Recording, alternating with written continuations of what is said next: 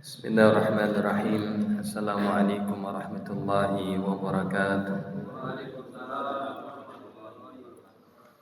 Innal hamdalillah nahmaduhu wa nasta'inuhu wa nastaghfiruh wa natubu ilayhi wa na'udzu billahi min shururi anfusina wa sayyiati a'malina. Man yahdihillahu fala mudilla lahu wa man yudlil fala hadiya lahu. Asyhadu an la ilaha illallah wahdahu la syarika lahu wa asyhadu anna Muhammadan abduhu wa rasuluh. Allahumma salli wa sallim wa barik ala nabiyyina wa sayyidina Muhammad wa ala alihi wa sahbihi wa man tabi'ahum bi ihsanin ila yaumiddin. Ma'asyiral muslimin wal muslimat rahimani wa rahimakumullah.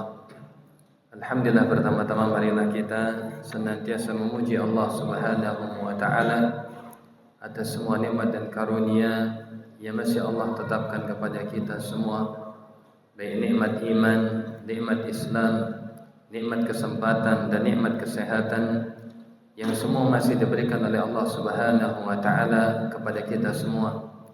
Maka mudah-mudahan kita semua termasuk ke dalam golongan hamba yang senantiasa mensyukuri nikmat. Wa may yashkur fa innama yashkuru li nafsi. Barang siapa yang mensyukuri nikmat, maka kesyukuran tersebut akan kembali kepada dirinya. Allah akan tetap berikan kepadanya nikmat, bahkan Allah akan tambahkan baginya nikmat. La in syakartum la azidannakum wa la in kafartum inna azabi lasyadid. Kata Allah Subhanahu wa taala, jika kalian bersyukur maka Allah akan tambah nikmat tersebut, tetapi kalau kufur maka azab Allah Subhanahu wa taala adalah amat sangat pedih. Waliyazbillah. Ma'asyiral muslimin, jamaah salatul tarawih rahimani wa rahmakumullah. Allah Subhanahu wa taala menjelaskan di dalam Al-Qur'an, ketika Allah menjelaskan tentang perintah puasa, kemudian Allah Subhanahu wa taala melanjutkan dengan firman-Nya, "Syahrul Ramadan alladzi unzila fihi al-Qur'an." Kata Allah Subhanahu wa taala, bulan Ramadan yang di dalamnya diturunkan Al-Quran, hudan linnasi wa bayyinatin minal huda, sebagai petunjuk dan sebagai penjelas daripada petunjuk tersebut, dan juga sebagai pembeda antara yang hak dengan yang batil. Maka para ulama menjelaskan bahwasanya bulan Ramadan adalah bulan untuk kita kembali kepada Al-Quran. Bukankah Allah Subhanahu wa taala telah menurunkan Al-Quran, yang mana Al-Quran memberikan petunjuk kepada orang yang benar-benar berusaha mengikutinya. Siapa di antara kita yang tidak ingin kepada petunjuk? Siapa di antara kita yang tidak ingin keselamatan, baik di dunia terlebih lagi di akhirat? Akan tetapi yang menjadi pertanyaan, sudahkah kita menjadikan benar-benar Al-Quran sebagai pedoman di dalam hidup kita? Sudahkah kita termasuk ke dalam golongan hamba-hamba yang mensyukuri dengan diturunkannya Al-Quran sebagai hidayah bagi kita semua sebagai umat manusia? Ma'asyiral muslimin, jamaah salatul tarawih rahimani wa rahmakumullah. Maka di antara nikmat mensyukuri turunnya Al-Quran kepada kita semua, sebagaimana dijelaskan oleh para ulama, bahwasanya Nabi sallallahu alaihi wasallam juga telah bersabda, "Inna lillahi ahlan." Sesungguhnya Allah Subhanahu wa taala memiliki orang-orang istimewa. Ahlullahi wa khassatu, adalah sebagai keluarga dalam artian orang-orang pilihan Allah dan orang-orang yang khusus di sisi Allah Subhanahu wa taala, dan mereka adalah ahlul Quran. Ma'asyiral muslimin rahimani wa rahimakumullah. Seseorang dianggap menjadi ahlullah, ahlul Quran apabila yang pertama bisa dilihat sejauh mana seseorang berusaha berinteraksi dengan Al-Quran.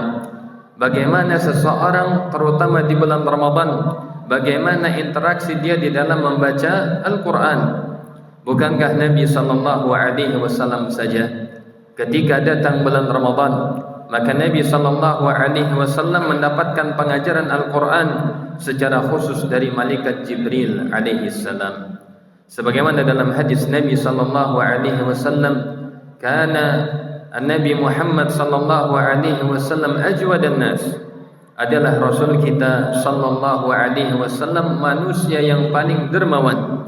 wa kana ajwadu ma yakunu fi Ramadan, dan bertambah kedermawanan beliau yaitu tatkala hadirnya bulan Ramadan. Hina yalqahu Jibril alaihi salam, ketika malaikat Jibril datang kepadanya, fayudarisuhul Quran, kemudian malaikat Jibril memberikan pengajaran Al-Quran kepada Rasul kita sallallahu alaihi wasallam. Ma'asyiral muslimin rahimani wa rahimakumullah. Dijelaskan oleh para ulama bahwasanya Nabi sallallahu alaihi wasallam di dalam bulan Ramadan maka beliau minimal menghatamkan Al-Quran 1 atau 2 kali. Kita melihat bagaimana seorang Rasul sallallahu alaihi wasallam dia berusaha untuk bagaimana menjaga interaksi hubungannya dengan Al-Quran. Diriwayatkan oleh para ulama salaf kita yang saleh. Di antaranya adalah Utsman bin Affan radhiyallahu taala anhu, bahwasanya beliau radhiyallahu taala anhu menghatamkan Al-Quran di dalam salat sunnah atau salat witirnya.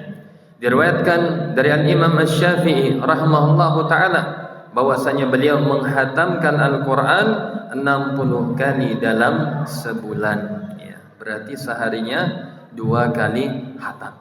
Pertanyaannya, sudahkah kita membuka mushaf Al-Quran? Sudahkah kita mulai membaca ayat tiap ayat atau huruf tiap hurufnya dari Al-Quran, surat dengan satu dengan yang berikutnya, begitu juga juz yang satu dengan juz yang setelahnya? Ma'asyiral muslimin rahimani wa rahimakumullah. Ketika Allah memberikan kemuliaan bulan ini dengan diturunkannya Al-Quran, ketika Allah Subhanahu wa taala menjadikan kota terbaik di muka bumi Mekah dan Madinah menjadi sangat mulia dengan sebab diturunkannya Al-Quran, maka begitu juga dengan kita. Ketika kita ingin mendapatkan kemuliaan di sisi Allah Subhanahu wa taala, sudah sejauh mana hubungan kita dengan Al-Quran? Ma'asyiral muslimin rahimani wa rahimakumullah. Diriwayatkan dari Nabi sallallahu alaihi wasallam, innallaha yarfa'u bihadzal kitabi aqwaman wa yadha'ul akharin. Kata Nabi sallallahu alaihi wasallam, Allah meninggikan derajat suatu kaum dengan sebab Al-Quran, dan begitu juga sebaliknya merendahkan menghinakan suatu kaum dengan sebab mereka menjauhi Al-Quran. Allah Subhanahu wa taala pun memberikan penegasan di dalam Al-Quran. Kata Allah Subhanahu wa taala, "Wa man a'rada an dzikri fa inna lahu ma'isyatan dhanka wa nahsyuruhu yaumal qiyamati a'ma." Kata Allah Subhanahu wa taala, barang siapa yang berpaling menjauh dari zikri, dari Al-Quran, dari peringatanku, maka baginya adalah kehidupan yang sangat sempit, dan baginya pada hari kiamat akan dibangkitkan dalam keadaan buta. Ma'asyiral muslimin rahimani wa rahimakumullah. Al-Quran tidak jauh dari diri kita. Al-Quran bertebaran di mana-mana, di masjid-masjid, bahkan di rumah-rumah kita. Tetapi sudahkah kita membukanya? Sudahkah kita mulai membacanya? Dan sudahkah kita memiliki komitmen untuk bagaimana mengikuti Nabi sallallahu alaihi wasallam di dalam menghatamkan Al-Quran? Ikhwani fid din, azani Allah wa iyyakum jami'an. Tidak terasa bulan Ramadan sudah memasuki 10 hari yang pertama. Kunci daripada istiqamah di dalamnya adalah menjaga hubungan dengan Allah dengan memperbanyak zikir, dan diantaranya memperbanyak membaca Al-Quran. Mudah-mudahan seorang dia akan bisa bertahan dengan amal salehnya, tidak kemudian memasuki babak yang pertama kita sudah kalah di dalamnya. Kenapa? Salah satunya kita jauh dari Al-Quran. Kita kurang membaca Al-Quran, kita kurang mentadabburi Al-Quran, kita kurang di dalam mengamalkan Al-Quran. Ma'asyiral muslimin rahimani wa rahimakumullah.